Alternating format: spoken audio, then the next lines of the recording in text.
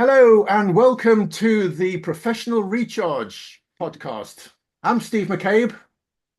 And I'm Sarah Goffin, and I'm very happy to be sitting here with my very near and dear friend Steve and talking to you guys about bringing that confidence to your workplace, as well as being able to help you feel better in yourself, particularly for us women who may not find that quite as natural as our male counterparts do. So, Steve, I'm sure you can elaborate on that and what we're here to talk about today. Yes, absolutely. And great to see you, Sarah. So I'm calling from a very, very cold London, and you're in a very, very hot Brisbane, I believe. I am in a very hot Brisbane. It's currently 28 Oh, degrees. gosh. It's 8 minutes past 6, and I've had a few ice lollies today, and my aircon's broken. So Oh, apologies if you dear. can hear fans in the background, but the glow may just also be a little bit of the humidity over here. Absolutely. So the professional recharge conjures up all sorts of ideas, doesn't it? So for me, this series of podcasts, of which today is our very first, and very welcome to everybody tuning in, is all about, as Sarah says, helping people, especially women, to overcome any of the kind of challenges that stops them being the person that they want to be. And we're going to elaborate over the coming months and this journey that we're on, hopefully with you along as well, to discover ways of overcoming these challenges, which at the time seem huge, but in reality, trust me on this, often are a lot less difficult when you look back. So, Sarah, why don't we just kick off and introduce ourselves a bit more um, Oh, informally? absolutely. Let's do that. And actually, I think your segue leads me really nicely into talking about myself. So Steve and I used to work together and became very, very close friends. So after I qualified as a pharmacist, I then did my PhD in medicinal chemistry and then moved into the world of pharmaceuticals. So started off in the UK in lovely little Norwich, and then spent some time around London and Reading, then moving over to Australia a couple of years back. So the new steps and taking big leaps of faith is certainly something that I know quite a lot about. And then I've been over here for the last 3 years, again in pharmaceuticals, but I'm just about to take a new big life adventure and move out on my own, following my passions in the creative and scientific spaces. And Steve, over to you. Who are you? Thank you, Sarah, and very warm welcome and great to see you. So I'm Steve McCabe, and I am a cognitive hypnotherapist. Ooh, what is that all about?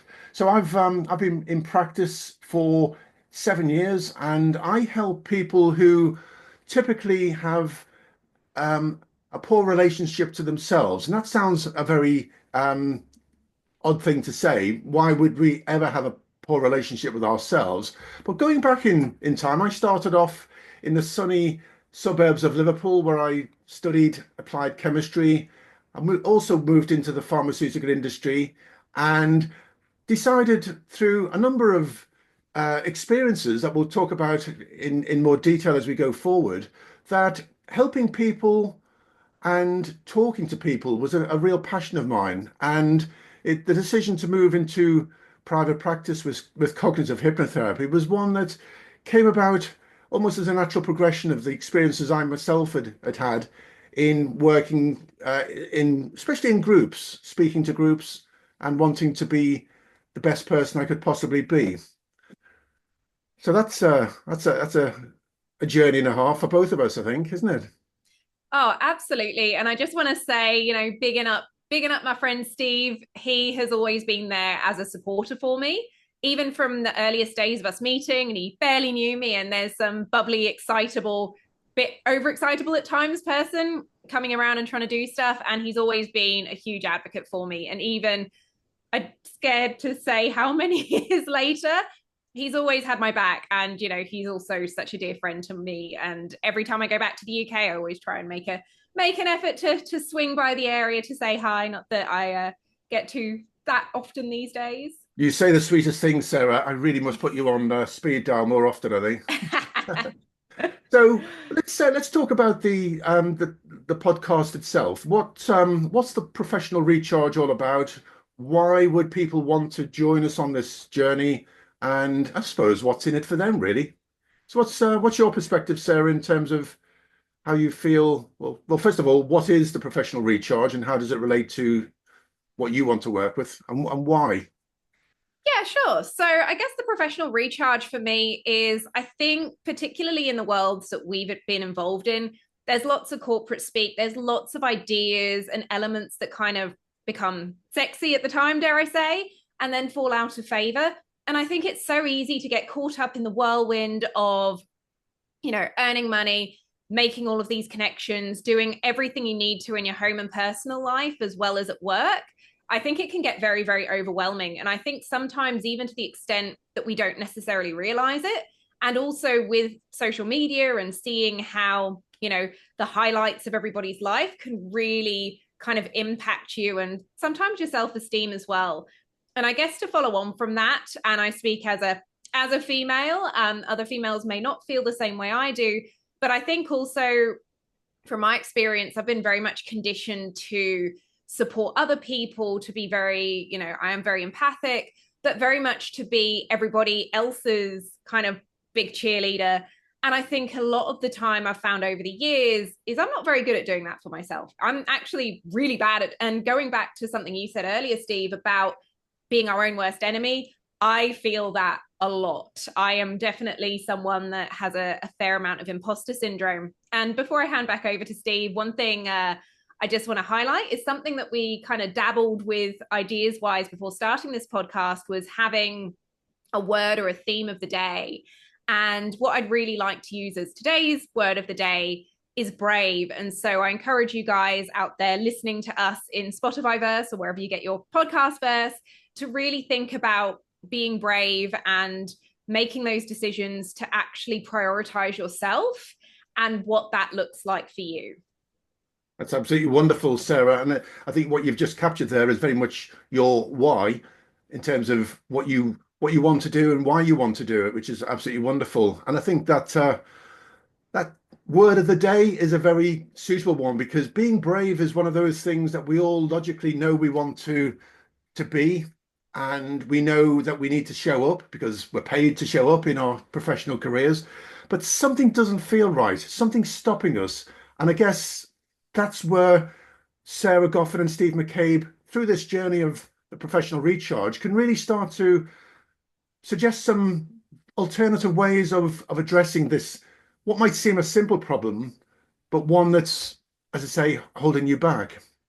And thanks for that, Sarah. So in terms of my why, I've got a very strong sense of injustice as part of my values. And oh dear, let's face it, there's a lot of injustice in the world at the moment, isn't there? Wherever we are, whenever we tune in to the local stations. So let's leave that to one side for a moment. But on a deeper level, I find that one of the unfairest things in life is to have somebody who's very committed to wanting to serve others, to be the best person they can be for themselves. But as I say, something's stopping them.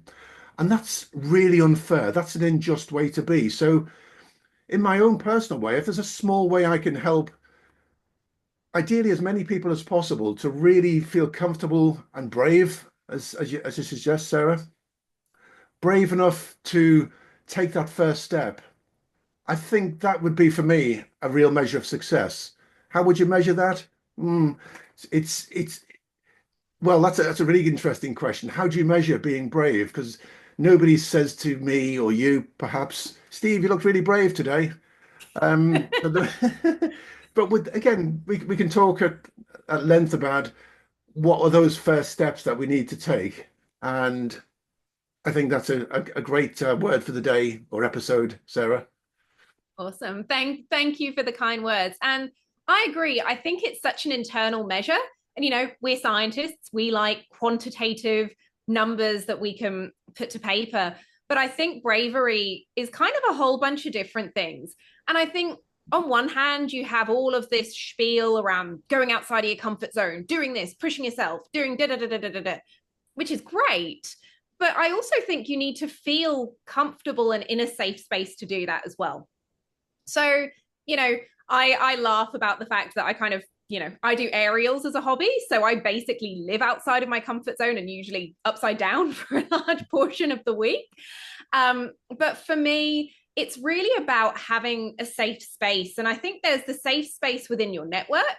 And then there's a safe space within yourself, which Yeah. I know sounds very, very wooey, but as somebody who really struggles with being kind to themselves, something that's really worked for me is I now do journaling. So I have a gratitude journal and just reflect on positive little things that I can say about myself or that have happened to really reaffirm I am a good person and I'm making the decisions that are very much right for me. And then I guess the other facet to that, which I think feeds into something, and I'm hoping, Steve, you'll be able to elaborate a bit more from your professional experiences, is not wanting to let people down. Again, particularly from my upbringing, it was I was there to support other people. I was there as the adult that supported everybody else, that cheerled for everybody else, that helped everybody else get opportunities. And I've been very lucky to be able to do that for a lot of people. But then that doesn't necessarily, I don't give myself that level of support back. Yes, I'd agree with everything you say there, Sarah. I think there's so much in what you've just shared which resonates with certainly the kind of person I am and also the people I've worked with in the past. So, on a deeper level, I've also struggled with a desire to please other people. And one thing I'm very careful of is not to use labels in the language I use. So I don't like and I don't follow the approach of calling people a people pleaser or a depressive. It's not a nice thing to say anyway, but Mm, it's you do your people pleasing or I do my people pleasing at certain times in certain situations, but I'm not a people pleaser and neither are you. And it's yeah. it's it's just keeping this separation between this thing that we sometimes are, this part of us, and our true self. And I guess if I was to ask, or if I was to say, what would be the one thing that you need to do to me if this was a client I was talking to? What would be the one thing you'd need to help me to do that would make a difference to my life, Steve? And the one thing I'd say to that person would be, well, two things. First of all, accept yourself. And secondly, really, really get comfortable with failure because we set ourselves up to fail so much, especially women faced with huge challenges in the workplace, this sense of injustice, which I have and which you recognize as well, Sarah, Mm, things which in our own heads, we have this little inner voice telling us that we can't do something, and then we hear something or we experience something which just we make a poor conclusion that that's evidence that I was right all along. I'm just not good enough. So accepting yourself as who you are and not being afraid of failure. Yes, I know it's a little bit cheesy in this day and age.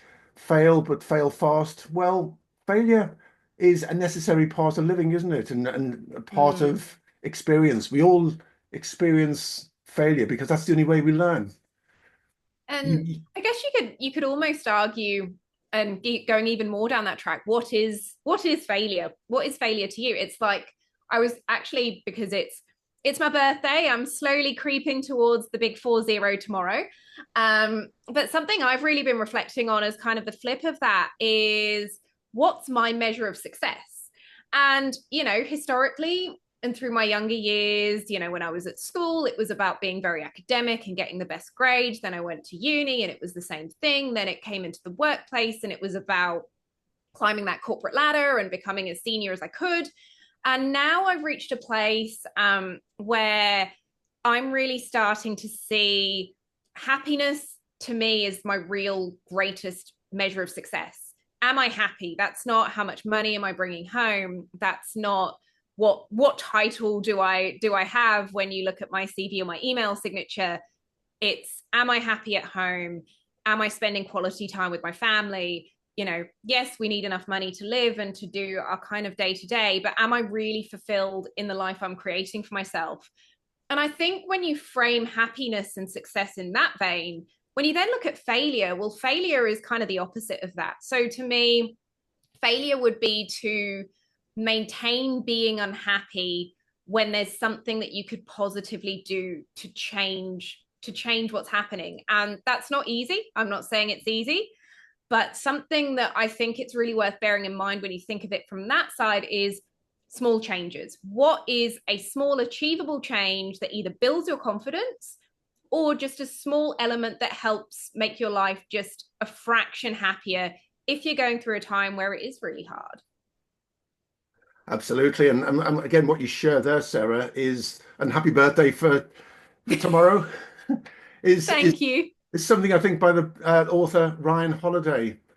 Um, the slight edge, those small changes which really can make a huge difference. And I think one aspect of showing up and speaking in front of others, especially in the workplace, is a particular interest of mine. So public speaking could even be simply going around that creeping death of let's go around and introduce ourselves in turn. You're at the And end of the table. one fun fact. Absolutely. And it's that fear of people are going to see me as nervous, people are going to see me as not knowing enough. However, that would work with just introducing yourself and your name. But it's often this belief that we're going to fail. I always remember the story of Thomas Edison, the man who obviously invented the electric light bulb. And you may have heard of this, Sarah, being the scientist you are, but Thomas Edison had countless months, if not years, trying to conceptualize this idea that you could bring light to the world through electricity in the form of an electric light bulb. And one of his close colleagues came into his workshop or his laboratory one day and said, you know, Thomas, why don't you just give up? You've spent hours, months, years trying to do something that's never going to work. You've spent thousands of hours trying to do this experiment. And Thomas Edison looked up from whatever he was doing, turned to his colleague and said, I haven't failed 1,000 times. I've just found 1,000 ways that doesn't work. And Yeah. when you think about that, again a very simple mindset shift that failure is all about pursuing an end goal, and we all want to get to that end point as soon as possible, clearly. But failure in itself isn't an issue as long as it's not an experience that you don't learn from. So learn Yeah. from the experience and maybe try something different next time, as the great Einstein described in the definition of madness, which I won't repeat. Oh, oh, absolutely. And I think something kind of going to what I was saying earlier about social media as well is it's so easy to compare yourself to others. I feel like I was that MSN generation. So we had like instant messaging, but social media wasn't really a thing when I was a teenager. But it's everywhere and everyone shows you the highlights. And it's so easy to forget that everyone's journey isn't like that. I know people have been incredibly successful, but again, it doesn't happen overnight. And it's also not a smooth journey either. I mean, maybe for some it is, but I think for the majority of people, it takes hard work. It takes learning things, what does work, what doesn't work. And also something else I kind of want to touch on with this is another book I came across recently, which I think is a very famous book called The Courage to Be Disliked. And I think another part that goes into this bravery and kind of goes into what you were saying is that I think we get so frightened of people not liking us that that's what also builds into our nerves. And granted, you will have people that don't like you. I have people that don't like me. And social media, particularly creating content, you get people that don't like you and are prepared to tell you they don't like you. But I think it's also having that backing yourself and understanding that you are a good person, you are enough. Just because this person doesn't like you, actually, so what? That doesn't matter. People don't believe in your vision, whatever. I think it's so important for you to find your journey. And trust me, as someone who has made a serious number of sidesteps and grapevines across her career and had some very strange looks from people and some rather snide comments over the years, you really do have to back yourself and say, it's okay if you don't like me. That's fine. I like myself. Absolutely. And if it doesn't kill you, it gives you growth, doesn't it? What's the Yeah. expression? Whatever. Well, I was trying to think of this. Oh, it's Kelly Clarkson's song. What doesn't kill you makes you stronger. Oh, that had a bit of a croak to it. I was deliberately trying not to remember that for the Kelly Clarkson. Oh dear. Yeah, see. Maybe we'll edit that bit out. But yes, what doesn't kill you makes you stronger. Oh no, I think you're great, a vocalist, Sarah. So interestingly, when I first started practicing, I learned very early on that there are two root causes of pretty much every difficulty that anyone ever has, and they are a fear of not being good enough or a fear of not being loved. And when you think about it, this let's talk about public speaking. You stand up, you're Mm, presenting to a room of people, and we all need to feel a sense of belonging.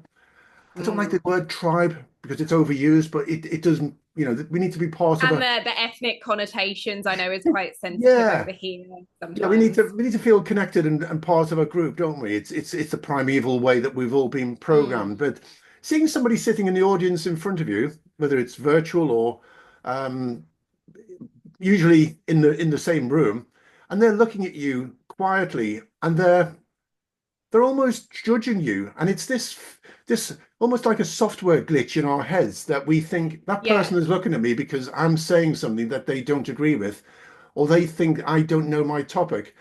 And really, when you go and speak to them afterwards, it's never usually that case. It might be, Mm, you know what, Steve or Sarah, that really resonated with me, and I was just thinking that's something I've never heard of before. I never thought of it that way. mm. And there are you presenting, thinking that person is judging me badly, when all along they've just been absorbing what you're saying. So again, it's this kind Oh, of mismatch, this expectation. You've been brave enough to stand up and present, but it comes at a cost because you're talking yourself into a almost like a frenzy of fear of negative judgment. yeah, and I think I find I'm quite strange because I enjoy public speaking. I actually find those kind of round the table discussions a lot harder. Now, I've been reflecting on this because I'm like, that's a really weird way of thinking. And I think to me, a big part of that, which kind of feeds into what you're saying, is control. When I'm on stage, things can go wrong. When I perform, equipment can fail, things can happen. I've had, on stage glitches before, but it's a much more controlled environment. I'm like, I know what can go wrong, I know what can happen, I am fine. And I think when you're in those more kind of like round the table discussions, that to me is when that comes, then your ideas come in of the person that's giving you the look or the person that kind of looks a little bit bored. And you build up this story in your head of, do they like me? Why don't they like me? What's the problem with me? And suddenly it's you spiral so fast, and before you know it, you've created this whole monologue in your head of almost defending yourself for just being you. I don't know if you've had any anecdotes you wanted to share on either the round the table or public speaking where you've had that fear come into your head. Yes, I have, and I had a real challenge with public speaking to the point where I would, like most people who struggle, avoid the situations. You either try and get a colleague to stand up or to rock up, or you'd have those thoughts of maybe if I pull the meeting or make myself unavailable for whatever reason, the problem would go away. And that's because the brain is tuned to learn from our experiences. And maybe it's something that we said as a child, maybe when we were pulled up in front of the class to do our times tables, something didn't go quite right, which at the time was catastrophic. Maybe you got the times tables wrong or you dried up. Everybody started laughing. Now, looking back, that was a completely innocent experience. Yeah. Nobody suffered catastrophically because of that. But at the time, the young Steve's brain is in such a state of development that it recognizes this as a potential threat. People laughing at me making a mess of the times table age 10 means I'm going to die. And that's the mismatch between this kind of Mm. um, way that we live in a binary world when we're growing up. Um, Yeah. so we tend to evolve, and everything you say, Sarah, matches my kind of experiences as well. I've not got to the stage where I positively want to get up, and maybe there's an element of maladaptive behavior in there that wants to speak, but I really enjoy it. And also going around the table as well, just to tell people a bit more about what I do. It's not a braggish point of view, but it's something I've now Mm. come to terms with. And I think it's this addressing this inner critic that often runs inside our heads. We can't stop our thoughts. And I think it was the great Mahatma Gandhi who said that our thoughts shape our emotions shape our values, and our values shape our destiny. It's almost as if we think our way through to becoming the person we ever want to be. Of course, look at Henry T. Mm. Ford. Yeah. Sorry, Henry Ford, the Model T Ford Yes. manufacturer. Do you remember that fabulous I quote? it's clicking, but I can't remember exactly what the quote is. So Henry Ford said to probably a colleague, whether you think you can or whether you think you can't, you're probably right. Effectively meaning Yep. that you think yourself to failure and you think yourself to success. And it's a choice. It's a very clear choice. And if you want failure, you can have it. And you do everything you do and you behave in a way that meets this identity of failure, or you succeed. And Henry Ford captured that beautifully with that quote, in terms of you become what you want to become, which I think comes back to this being brave that you said at the start, Sarah. Yeah. And I like that. And I think also going back to the book that I mentioned about the courage to be disliked, I didn't agree with necessarily everything in the book, but something I thought that was really interesting was how much power you have in yourself to be able to make those positive changes. There's a lot in the world that, like you said, we could soapbox for a very long time. And there's lots happening out there that we can't control.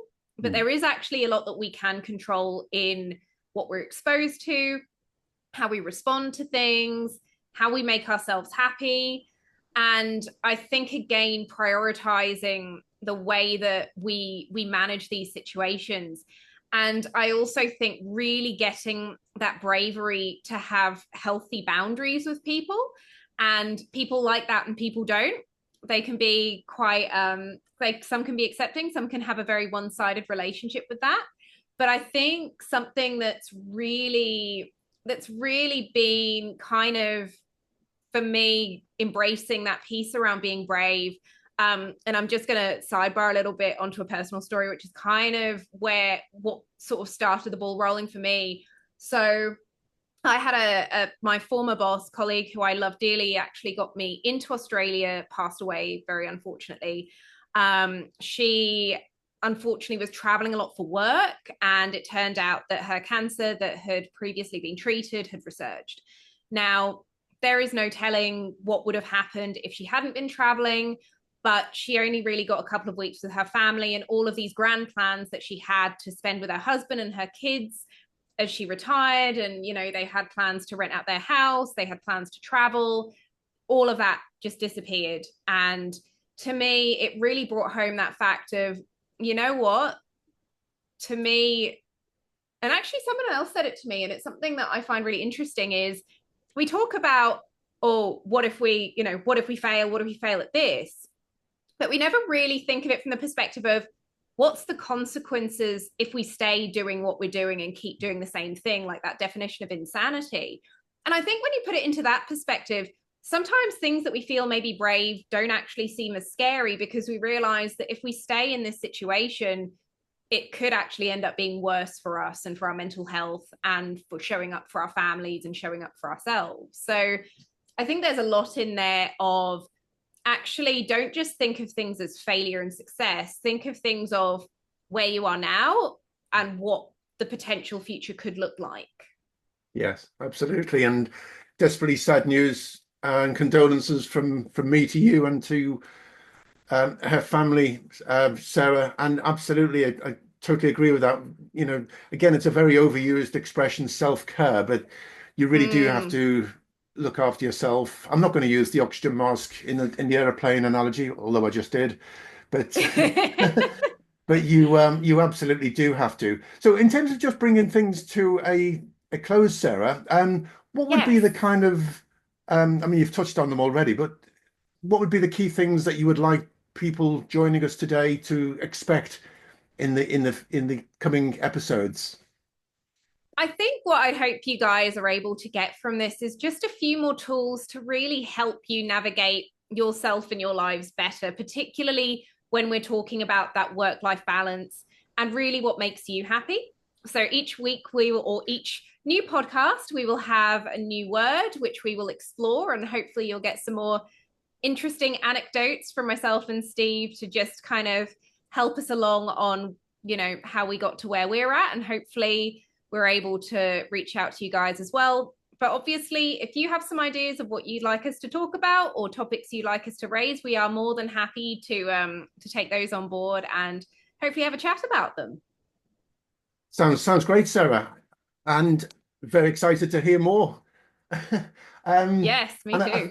I think for myself, it's just getting across this, getting comfortable with failure. I call it being imperfect or enjoying being imperfect. And the small things which you touched on earlier, Sarah, the small things which can make a big difference are the key things that I'd like to share and to learn about as we go forward. So what are those things that I can do today that could positively impact me as a listener to Steve and Sarah, and give me even greater calm confidence whenever I have to show up and speak up, especially for women, professional women included in that space. So, been a pleasure speaking to you, Sarah.